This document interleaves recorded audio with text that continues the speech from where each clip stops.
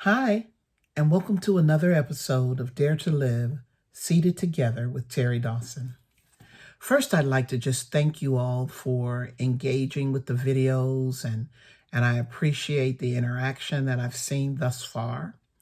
I appreciate all of you who have subscribed to the channel, and I do promise you that we will have those videos up and ready to go on a weekly basis.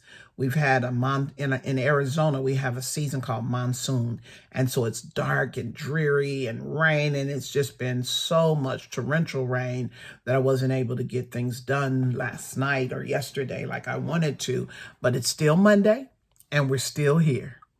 I was thinking about this thought the other day, is that the one thing that we cannot do is put the demand of perfection on ourselves. So I want to give that to you. I want to share that with you. It is not perfection that we're after, but it is consistency. So whatever you're doing, don't worry about doing it perfectly every time. Be consistent to get what's in your heart out. That's one of the things. I just want to give you that one nugget of truth. Don't press yourself and pressure yourself for perfection, because we are still imperfect people. But press yourself to be consistent in whatever you're looking for. God himself doesn't even require our perfection, but he does look for our consistency. So I wanted to also say thank you guys, like I said, for those of you who have subscribed to the channel. And if you have not subscribed to the channel, please take a moment and push that subscribe button, and like the videos as you are engaging with them, if they mean something to you and if they are beneficial to you in any way. Just like those videos and then share them with other people who might also be able to benefit from them. Press the notification bell so that you can get notifications and when we post new material, because it won't just be on Mondays. I'm starting to think about some other things that I want to do to engage with you. So today I wanted to answer a couple of questions that came in. As I told you, I want this community to be an interactive community. I want you to engage with me. We are being seated together. There's a seat for you at the table, and I need and want your voice at the table.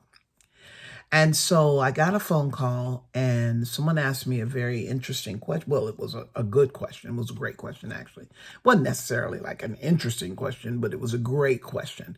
And then one of the comments online from last week's video was the exact same question. And I said, okay, before we move forward, let's just address this question, because what I know is if we don't answer this question, it's going to be difficult to move forward. So the question was this. It was, how do you know when you've embraced and are living out of a lie? How do you recognize that it's a lie when it's the way you've been living? It's what you have adjusted to. It's what you have adopted. It's what you actually believe. And therefore, what is true to you, it may not be rooted in what is true about you. So if you've embraced a lie and you're living out of that lie, then the lie is your norm and you don't even realize it is a lie anymore. That was a fair question. And when I got it from multiple people, I said, what if someone else is thinking about the same thing? Because they hear what we say and they could say, yep, I need that. That's what I need. But then they don't know how to do it. I don't want to just give you information. I want to make sure that you have the tools that you need to apply what you're hearing to make a difference in your life. So let's answer the question. How do you know when you've embraced a lie and that lie has become your normal? How can you identify that it's a lie and find or discover what is true? So in order to answer the question, we got to go back to our cards. My dad said this, as I said before, my dad said, everybody's been dealt a hand and you just got to play the hand you were dealt. And my response to that was, by the time life gets through happening, whether it's my parents, my childhood, my whatever. I might not have all my cards by the time it's time for me to live and play my hand. So I want to just share with you the short answer to the question is you can identify the lie at the point of your needs that were unmet as you were growing up. That's a short answer. So what does that mean fleshed out? Maybe your physiological needs were not met. There wasn't enough food. There wasn't enough water. There wasn't shelter all the time. And maybe you went through periods of homelessness or whatever. There was a sense of lack in the basic necessities, the bare necessities of life. So what had to happen in order for you to make it, to get there? And what came into your mind about what you would do moving forward? Did you become one who stole in order to eat? Did you become a person who was, whatever you had to do to meet that need, that basic need, then that's where you can discover what you adopted as a belief system about yourself. So I hope that makes sense. So let's keep moving. So that's the physiological need.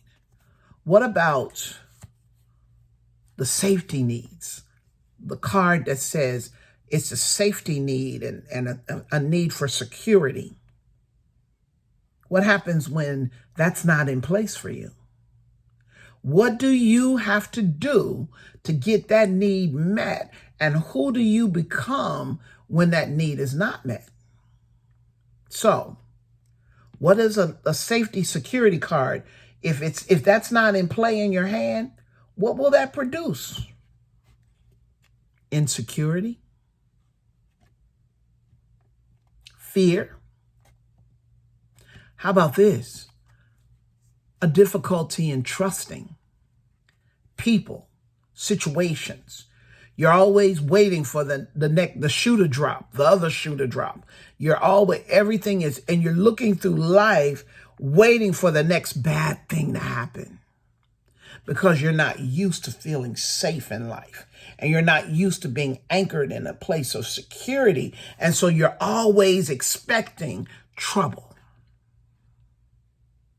And then what it will produce in you is a need to control in order to protect yourself.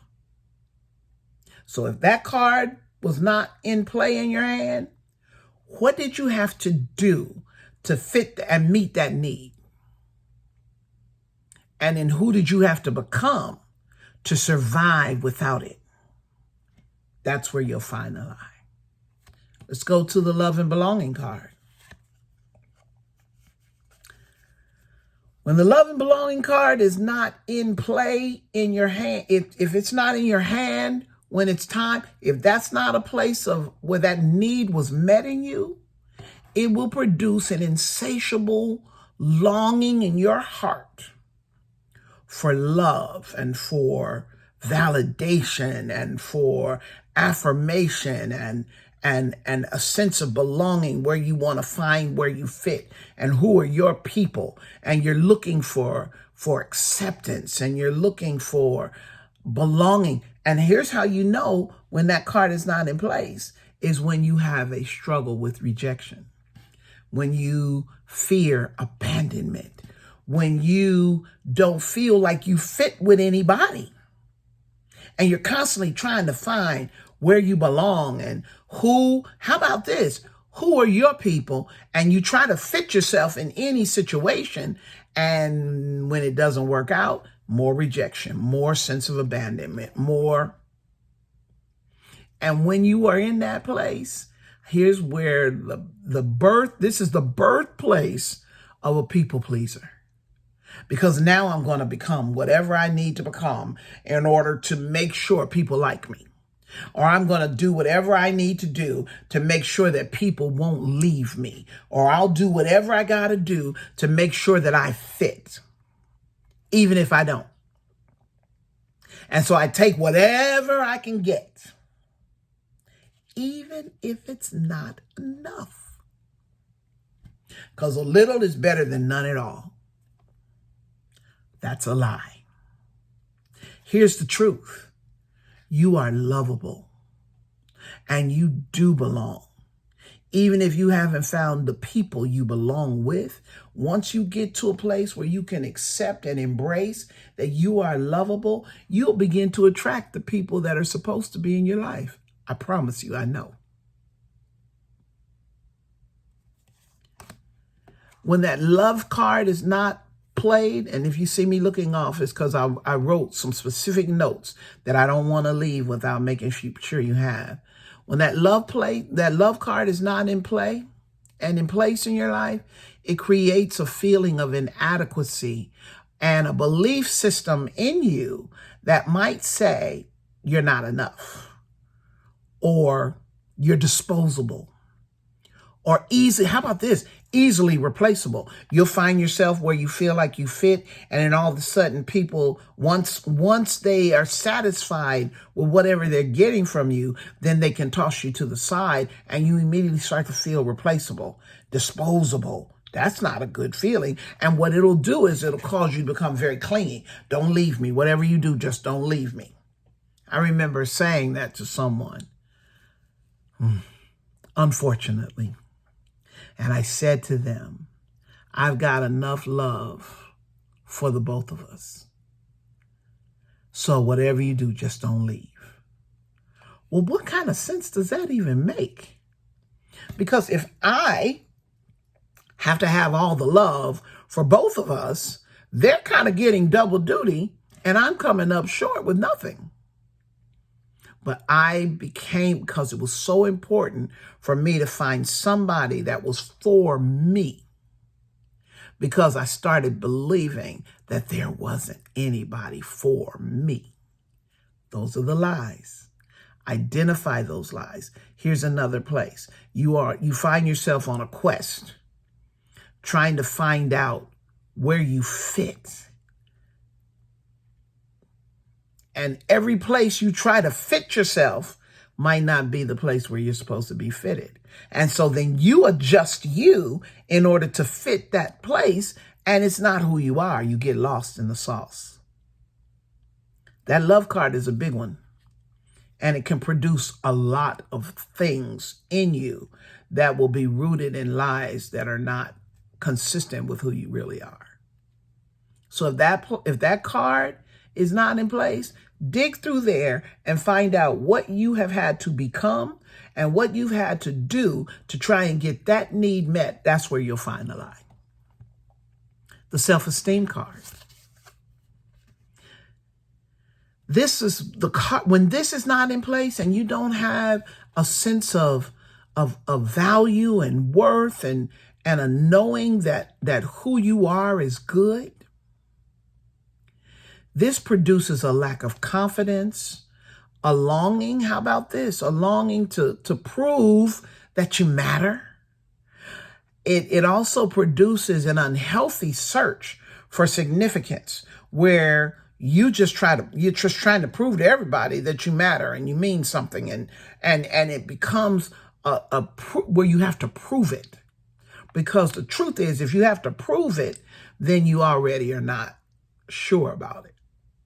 Because what happens is when you are it, you show up. When you are clear about who you are, when you're clear about what your value is, when you're clear that you are worth loving, that you are worth being around, that you are worth it, then you don't have to try to prove it or try to convince somebody. You just are yourself and people love to be with you. What did you have to do in order to get that card met? Because at the end of the day, a lack of confidence, feelings of inadequacy, fear, rejection, insecurity, as well as becoming a people pleaser in life. All of these things keep you from being able to maximize the potential you, the you that's on the inside. You never fully evolve into that full person and the potential of who they are. You never fully evolve into that and become who you were created to be, and then you never discover your purpose. I don't want that for you.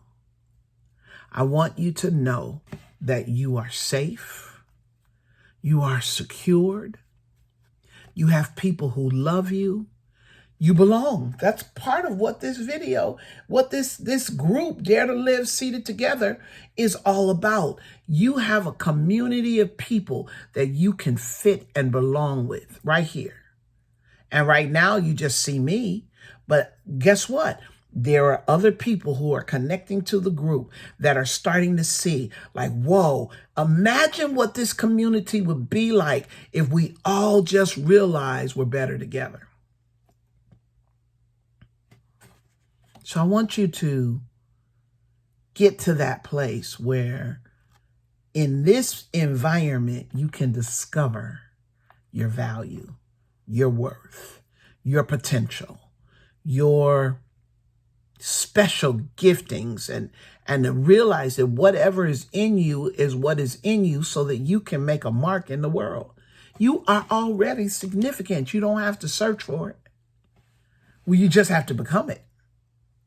You just have to be who you are so that who you are can make its mark in the earth. So let's get ready to move. Let's get ready to go together. I'm even looking forward to what's ahead. And the only way to get to ahead is I needed to look back and say, whoa, we need to fix that. Whoa, I need to change my mind about that. And now I'm going to look at where I am right now and make sure that where I am is not still rooted in the false image of yesterday, but I am on a foundation now where I can start to embrace the realities of who Terry Dawson is. I want you to discover the same thing. So again, I say, let's take the leap. Let's take the risk. What do you have to lose? You have everything to gain. Let's get ready to move forward and see what a true life, a life that is rooted in the authenticity and the genuineness of who you are. Let's look forward to seeing what that even looks like. So until next week, dare to live and embrace your life and make a difference in your world.